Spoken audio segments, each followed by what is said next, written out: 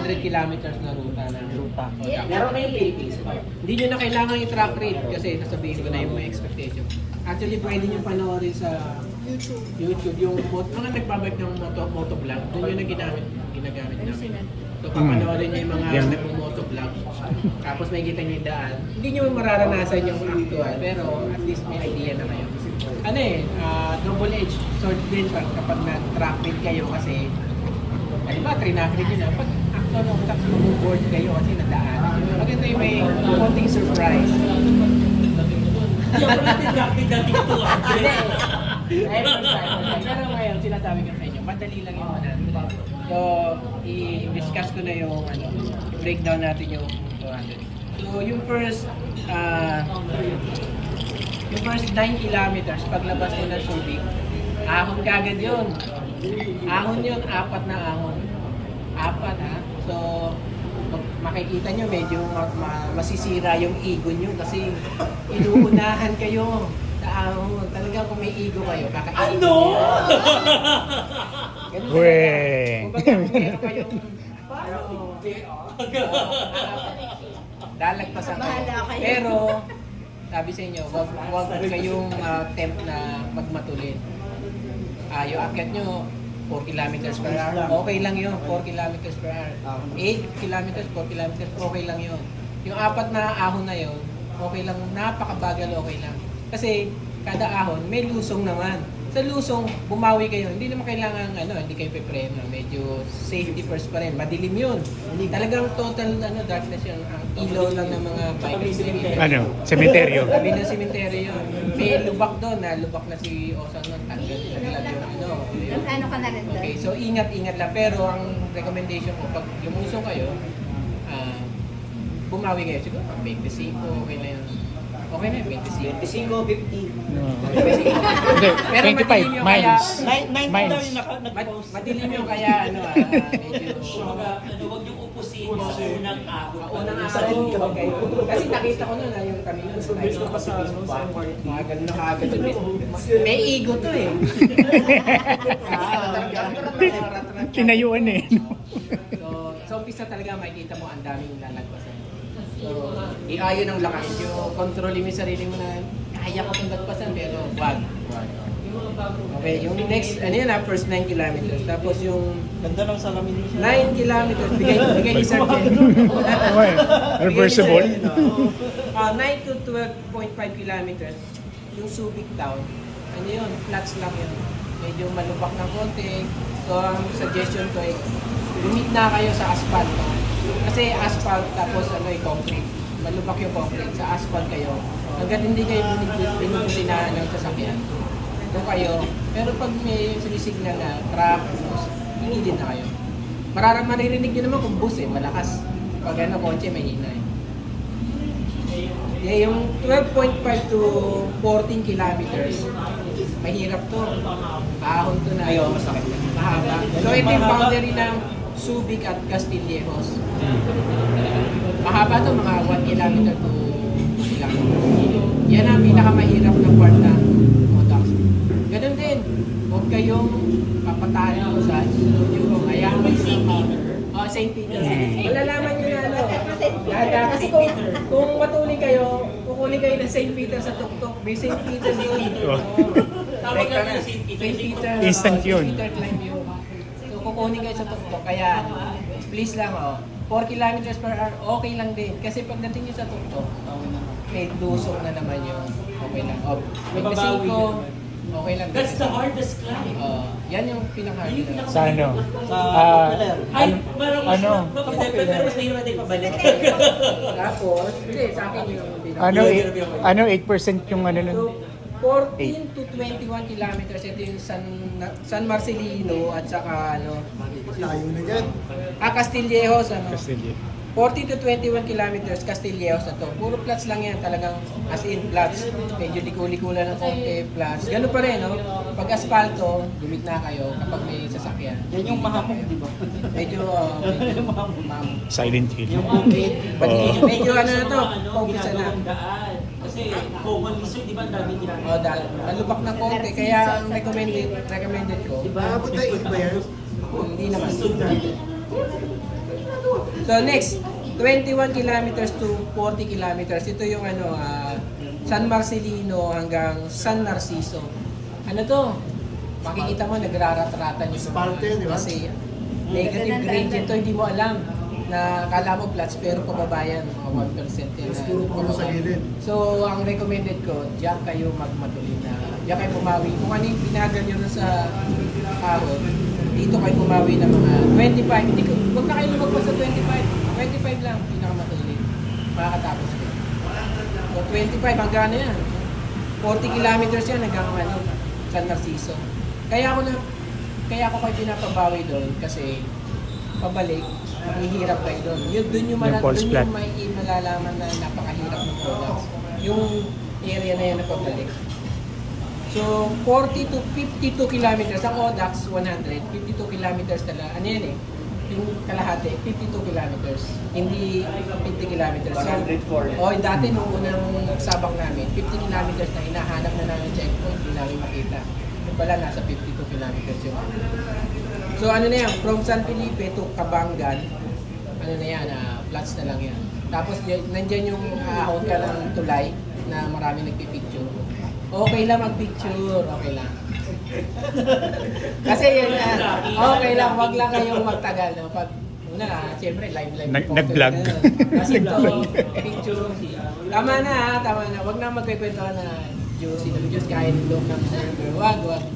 Kasi sisira. Nag-drone. Sa checkpoint nyo ng gawin yung Checkpoint nyo na. Hindi, napalitan ng drone. So pagdating ng 52 kilometers, ano na yan kung QR sila, kung ano yun, yung brevet card, o pipirmahan nila.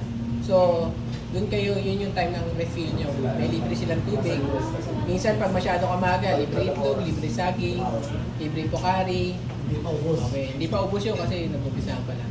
Pero dahil wala tayong sag, okay lang din kasi pagbalik nyo ng konti, may 7-Eleven doon. Napakaraming tindahan ng Otax Popular Subi.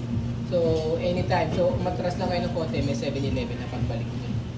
So, doon kayo magbumili ng kape, kung ano man. Kape na malamig, huwag mainit. Mahirap palamigin yan, ha? Okay, so from 54 to 64 kilometers, pabalik na to, no? Cabangan to San Felipe. Maraming 7-Eleven nga dyan. Napakarami. Basta kung gusto mo hinto, okay lang. Ang recommended ko lang na hinto, pagkabili nyo, buksan nyo lang yung bilhin nyo yan, tapos lagyan na kayo. Okay. Ito na, yung 64 to 83 kilometers. Dito nyo na makikita yung bakit ba ako sumali rito. Okay. Negative, false plus na to, 1% na mula San Narciso hanggang San Marcelino. Yung buong San Marcelino yan, false flat yan. So, dito rin kayo maliligaw. May chance maligaw sa Bermuda. Si River, laging naliligaw. Oras na maligaw kayo, plus 7 kilometers kayo sa actual na. So, sana merong nag-guide na gano'n. Malalaman nyo yun, basta ang palatandaan ko doon, rin yung mga tulad. Pero palatandaan ko yun, oras na lumagpas kayo ng malaking tulay, may dalawa pa kayong tulay na dadaanan. Sa maliit na tulay, pangalawang tulay, malapit na kayo gusto. Anyway, isa na lang, yung kapag nakita niyo yung City Hall ng San Narciso, isang tulay na lang, malapit na yung junction yun eh. So, kailangan yung lumiko. So, ang recommendation ko sa inyo, pag liko nyo, hinto kayo doon kasi ang sarap ng fruit juice doon. yung mga Mangosteen. Oo, mga fruit juice na shake doon. Mga mangosteen. Ganun kalaki Ayan, dragon fruit. Ba't sila pinapahinto mo? Ba't kami naman Natin. kayong hihito? Hihito. Okay, so kasi simula doon na yung start ng paghihirap. Mainit Talagang mahirap, False flat. mainit na, Mainit na, false flat, 1% gradient. Ayun, kaya, Actually, init. pero, madali lang na nagawa ka ni Rosa. Hindi, madali lang. Masisipin nyo lang nagawa. Kasi ako yung Okay, speaking about Bermuda. Pero since super hirap. Dito kasi sa grupong to, ako yung May madalas nag- na Bermuda. Ako yung ligawin ako, hindi ako magaling sa direksyon. Ano, ligawin ka? Ligawin. Iba yung ligawin sa ligawin. So pag na-Bermuda kayo, let's say wala na na-Bermuda na kayo. Okay?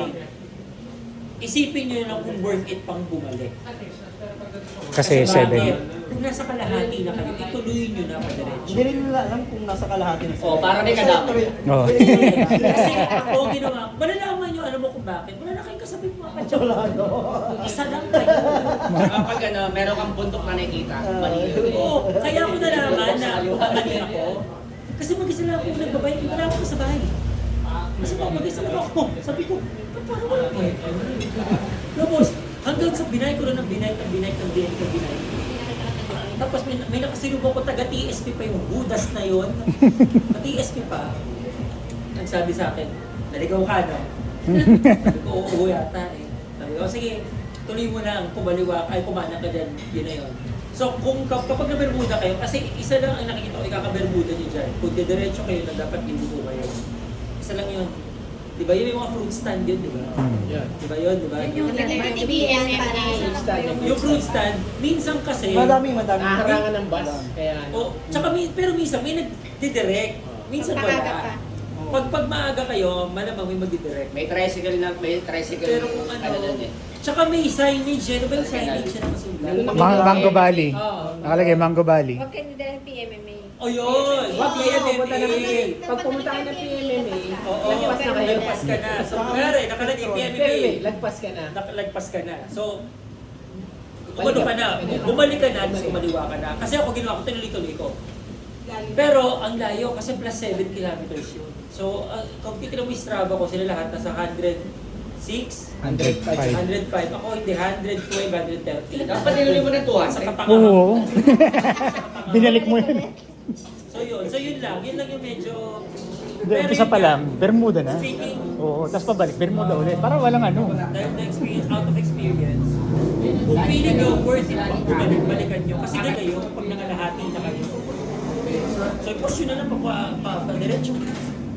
Okay, so yung 83 to 90 kilometers, Castilleos yun. Pagkalagpas yun ng San Marcelino, Castilleos, flats lang yun. Flats lang, wala kayong makikita doon, talagang flats lang. May mga, pwede kayo mag-stop, pero 7-Eleven, talagang daming tindahan doon. Tapos yung 90 to 105 kilometers. Pag 90, nakita nyo yung Welcome to Subic, mag-celebrate na kayo. Pero, wag muna. 16 Kasi, oras na makita yung Welcome to Subic, 15 kilometers na yun. Actually, doon ka mapapa. Oo, sige mo.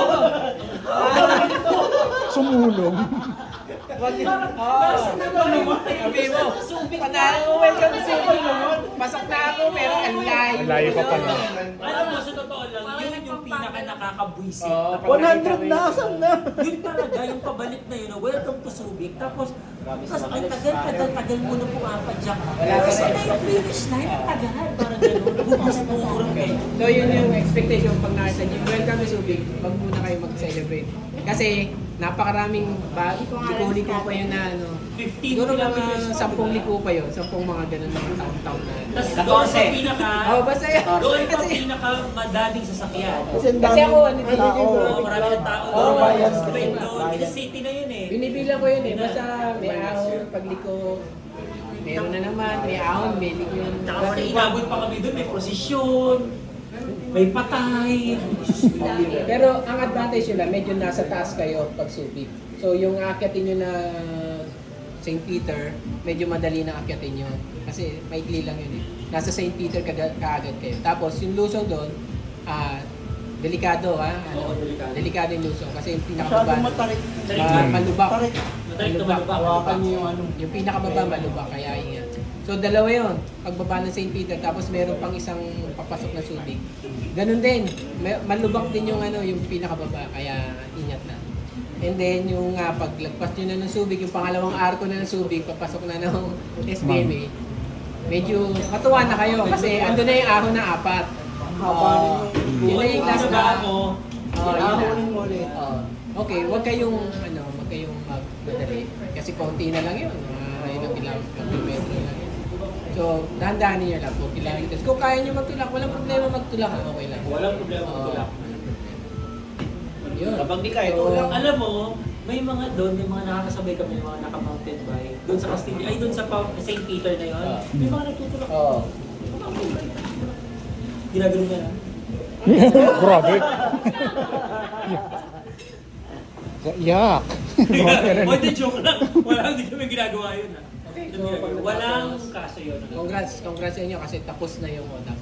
Collect QR, tapos collect niyo yung medal, collect niyo yung meal stub na Party na kayo. Minsan may kasama pa salad yun. Tapos pwede niyo kainin sa loob ng Mango Valley. Egg. Aircon doon, tapos merong bike wash yung may host doon, pwede niyo linisin yung... Tapos, pizza tayo sa Express. Ready na tayo mag-celebrate kasi napakalaki ng araw natin mag-celebrate. Hihintayin pa natin si 300. At kinabukasan, tigas eh. Tigas yung kinabukasan. Hindi ko i-move. Media. Hindi nila tuloy. Baka hindi tuloy daw. Hindi ko alam. Pahinga muna. Wala sa Baka December. Pero congrats, natapos nyo. Napakadali na ang ng 100. Ano yan eh, kung tutusin talaga yung 100, patikim ng utak siya para lalo kang ganang, kaya ko siguro yung 200. Kaya ko siguro yun. Nakakalakas. Ay, bitin. Pero good luck sa mag-ESR ngayong 2025 si Lenny. Hoy, Hoy! naka-plug na nga eh. Alam mo, antip ko lang sa utak sa miss makakatapos ang babae. Hindi ba sa babae? Yeah. Tayo ng girl. Mas malakas sa Kung may concern kayo, baka pwede niyo sabihin yung ngayon. mga things to bring, sir. Sa akin yung things to bring, ngayon 100, pack light. Yun ang marirecommend ko, pack light. Dahil wala tayo Kailangan ba sa... ng exterior? Hindi na. Hindi mo kailangan. Hindi na. Baga, Interior. Hindi. Interior at least isa. Sa Tapos meron namang mga yung mga bandit dyan. Hindi kami marunong palipad disc brake, ha? Hindi, gagano lang naman. Ganyan o, ayan o. Madali ang business. Madali lang. So, yung rules natin sa bandit, pag bandit ka, hindi ka pwedeng tumulong sa registered participant.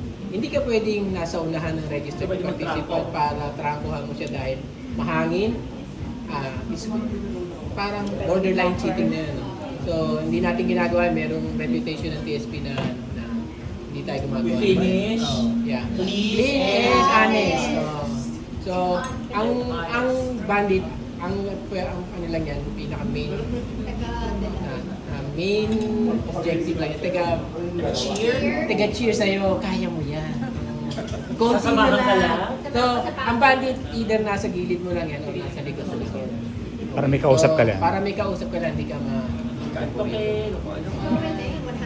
Pero pag na-flatan ka, Hindi, ka bibidyo pwede ka. Oo, kasi ang ODAX talaga, self-sufficiency. So, Unless nag-flat ka, merong kang co-registrant na tutulong, Oo, nagtutulong pwede yun, sa'yo. pwede. Kumbaga, ang pwede na magtulungan yung parehong register. Oo. So pag bandit, like ako, kunyari bandit ako, ang kaya ko lang gawin sa'yo, tuturuan lang kita, o tanggalin mo to, gawin mo yan, ganyan, tanggalin mo yan, o pasok mo na yan, o tighten mo yan, ganun lang. Pero ako yung hahawak ng tools, tapos ako yung magdidistrong ka at magkakabit at magpalit ng interior mo, bawal yun. Kahit nasa checkpoint ka na, bawal yun. Tama ba? Actually, checkpoint pwede. Checkpoint pwede. Pero kunyari ka nahati ka pa na, Hindi, pag wala sa itutulak mo ba checkpoint para na? May vulcanizing shop na. May vulcanizing shop naman. Pero- So kung mataunan kayo na walang vulcanizing shop, Dalawa lang. or you have to ask help from your co-registered participants. But if hindi nila kayo tutulungan because they're also running out of time, they're also catching up with that, walang hard feelings dapat. Kasi it's really you have to be Expected sa inyo. it's expected na marunong ka. At least mag-change ng tire. The very least, mag-change siya. Kasi yun lang naman yung pinakamadalas na problema. Pag-change ng tire. Yun lang ang pinakamadalas na problema. Ma-flat. Ganyan lang pinakamadalas. Hindi naman siguro kayo babalian ng batalya. O hindi naman siguro kayo madidisalay ng ring niyan o kung ano man, di ba? Or mapagpulang Unless rayos. mamalasan sila tulad ni Sonic. Wala pa 50 kilometers, Wala tatlong pa. butas na natitikman. Napalitan pa yung exterior din. Exterior pa. Ubus lahat. Basta, so, ano rin, of course, there's a bit of luck din pa din. Kaya nga ano, Kung lang ang recommended ko, mag-bike kayo sa gitna ng daan kasi yung dumi debris, nasa gilid lahat yun eh. So sa spalto kayo, Less, spalto kayo, tapos para mas mataas yung percentage na hindi na flat. Matagal pa pala eh. So ano, prepare yung bike, of course. Oo, very Ano kayo, pa full maintenance kayo ng bike kung medyo matagal ng yung check yung gulong kung medyo good na or... Sir, mga ilang days before dapat prepare na yung bike nila. Tipong, yan na yan, wala na ako. Normally, by 2 weeks. Yun. After that 2 weeks, huwag mo na galawin yun. Alam mo, maraming Konting nangyayari bomba na lang. maraming nangyayari sa Odax na night before, ina-adjust pa nila. Oo. Ang problema sila kinabukasan. Nangyari na yun. Tulad nila, ano? Tulad ni Kobe. Manny, tsaka si Gio. Kobe, di ba? Yung pinatanggal yung Ayun pa. Oo. Ang daming ganun. ang Tumigas daming yung, yung glitch. Hindi niya na maikot. Wala na. So, ayun, para na din ma-shake down yung bike. So, kunyari 2 weeks, pinabike shop mo. Pag may nakita kang mali, balik mo ulit. So, pag goods na, okay na yan. Tsaka testing muna. Testing muna, oo. At saka Shake down. you have to get used to your bike. You have to bike, to use the bike that you are used to wag yung iba yung using. gagamitin mo. Oo, Madaming you're used to bike. buy, you're used to riding. Kasi kung kunyari dahil sa Odax, Odax is papalit ako ng bisikleta, it's a no-no. Kasi maninibago yung ergonometry ng katawan mo, may Fit ka dapat. yung pag-fit sa katawan mo, maninibago. And yun yung ayaw mo mangyari during Odax, diba? Yung manibago ka. Si Zonic, Nalaspag siya dahil Oo. yung bike ni Manny. hindi niya nagamit bike yung gamit niya eh. So, Iba yung he found it medyo quite hard. Yeah. Kasi iba yung shifting sa Brompton, yung kaliwat kabilang shifting namin. Yung kay Manny yata ba? Isa lang yata. 2 speed pero Oo, like naman. 20 speed pero syempre iba yung Oo, iba. gearing ng talon ng Iba yung talon padjak. per gear. Iba yung feel. Sa atin laki ng agwat eh. O iba din yung height ng seat post ni Manny, syempre. Iba din yung level ng ng handle bar, iba rin yung reach. So kumbaga, kung ano yung pinaka ginagamit yung bike, yun ang pinakagamitin yung bike sa Odax. Kasi doon na kayo pinakasanay. Huwag na kayong like mo, ay Odax to, kailangan gamitin ko yung pinakamaganda kong bike. Hindi. Kung ano yung pinakasanay mong bike, yun ang gamit. Sa akin naman yung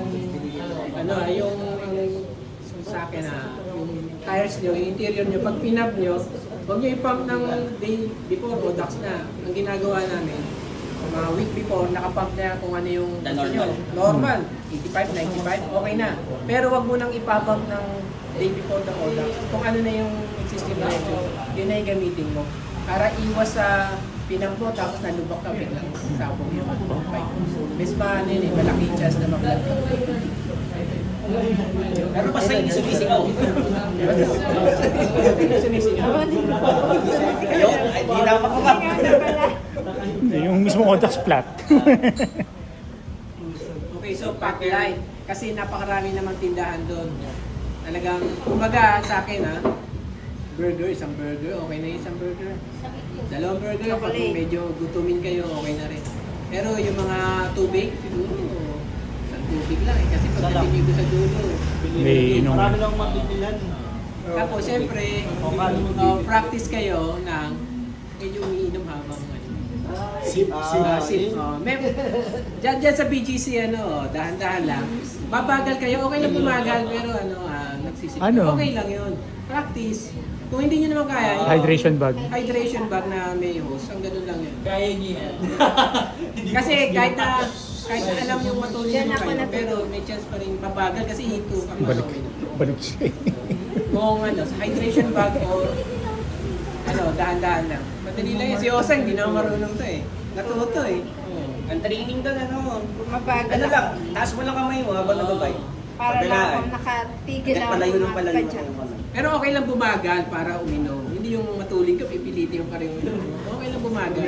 Kasi sayang lang yung, mas magandang umaandar ka kaysa nakahisto ka. Sayang yung oras. Hindi ako natuto ka. Tsaka isa pa, dahil folding bike tayo, folding bike, talagang normal na mas mabagal tayo sa road bike. Kaya yung mga hinto, masyadong sa atin yan, importante sa atin yan. Hindi tayo kailangan Baka hindi pwede tayo exercise road. Mga road bike siya yung mga ulo. On your lip eh, no? On your left. Sabi sa'yo. At saka i-download nyo pala yung GPX para hindi kayo mali, yung kumot, para hindi kayo maligo. Saka huwag yung mayamang tanong. Oo, Daming tanong tricycle kayo. driver. Saan po yung pauwi? May pas na Cubao doon, di ba? Di ba may pas doon na Cubao? Pwede po ba sumakay? Tandaan nyo, may mga hindi natapos sa ODAX dahil naligaw. Yan ha. May mga hindi natapos sa ODAX, yung hindi talaga natapos sa TOLA, naligaw. Eh, pag So, hindi mo na nakita yung bus, naliligo ka na. Kailangan may bus kang katabi. Ganyan. Lalo na yung pa-uwi na ng, pabalik mo ng Gubali. Saka map awareness. Kapag pabalik, nakita mo yung kubaw. Iba na yun. Sarap sumakay. Sakay na ako ng bus nun. Hindi, kaya nyo na. Ang dali lang. At saka yung mindset, 20-20-20. So 20 kilometers within 1 hour. Oo. You have to learn how to trick yourself. Budget lang ng time. You have to learn. And you also have to learn how to reward yourself. Lalokoy yung sarili niyo sa ODAX. Totoo yan. Lalokoy sa inyo. Ako, like, tipo, nung kami nag-ODAX kami, 10. Pagka naabot ko yung 10 kilometers, kailangan may reward ako. Kain ako yan. Chocolate ako naman. Another 10. Ang iniisip ko pa dyan, kunyari, 100. 10 balik lang sa office to.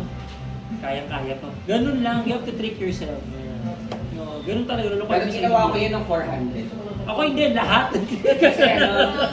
Pizza ko lahat ginawa ko. So, alam ko alabas ka nun ng 7 hours eh. So, binilisan ko talaga pa uwi. Kasi alam ko may nag-aantay sa akin. Hindi rin ako pa uwi. Kaya binilisan ko na lang. Diba? Kailangan talaga, you have to reward yourself. You have to reward yourself. Pag kunyari, ang gauge mo 20-20-20-20 gaya ni Pitts, 20-20-20-20. Every after 20, kahit pa paano, reward mo sa, naka-20 ako, kakain ako ng masarap. Something like that. Naka-20 ako, kakain ako ng ganito. Gano'n. Baka 100 ako.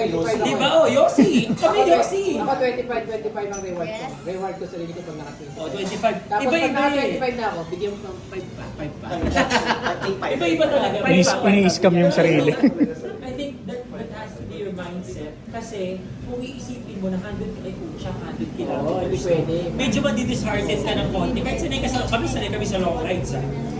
Nung nag-200 kami, yung unang subok na, yung unang subok namin, unfortunate yun. Yung pangalawang subok namin, laspag na laspag kami. To the point na ayaw na namin mag-bike papunta ng bus station. To the point na tunawagan ko na si Sir Jen. Sabi ko, Sir Jen, pwede mo sunduin mo na lang kami. So kung meron ka, pabayaran na lang namin. Kasi talagang at sanay kami sa long ride doon we thought we were well prepared. Laspag. Si Jones ngayon, doon ko lang nakitang sobrang laspag. Nung nag-200. Laspag ba si Jones? Laspag si Jones, bro. Asa sinabi ni Jones talaga, ate, tumawag ka na, hindi ko ayaw ko na mag-bike. Gagarampot na lang ibabike namin hanggang doon sa bus station. Kung konti na lang, siguro mga 4 kilometers, gagarampot na lang yun. Parang ano lang yun. Parang may kilala akong ganun eh. Kasi, ang mindset namin, Nag-tricycle. 200 kilometers na yun. Sa lahat kami, ganyan ang mindset namin. 200 kilometers. So yun nga, 8 we felt na kilometers. 200 kilometers ang bike namin. Sabi ba tayo natuwa? Ay, ikaw nga ba nag-sponsor sa akin?